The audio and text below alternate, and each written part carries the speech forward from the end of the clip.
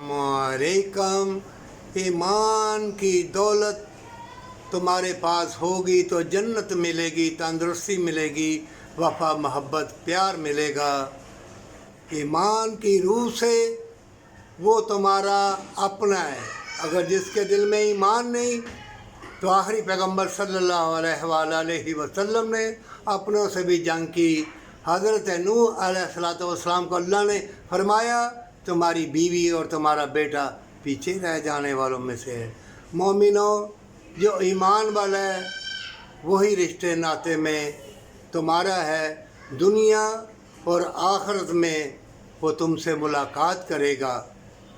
और अगर दुनिया का तलबगार और तकदीर में लिखा है जूते, परेशानियां, धक्के मुक्के, तो सब्र करना, अल्लाह की रहमत से कभी नाउमीद ना होना। अगर दौलत, औरत, शोहरत और बड़े बड़े शहंशाह, बड़े बड़े बादशाह, दुख मिले, तकलीफ़ें मिली, ये दुनिया में ज़िंदगी में दुख तकलीफ़ आते हैं, सब कुछ आता है।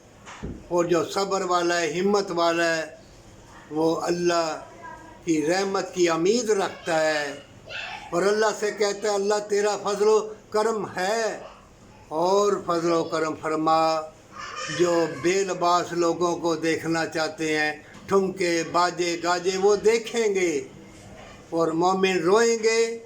और रो के मोमिन दर्द दिल वाला है, वो दुआ करेगा ऐ ईमान वालों, मोमिन को मत सताना।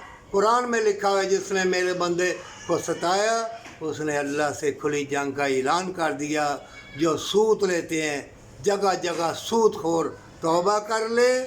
अगर जन्नत और तंदुरुस्ती चाहता है, माँ बाप से मोहब्बत जन्नत के रास्तों का निशान है, पर सच्ची तौबा के साथ।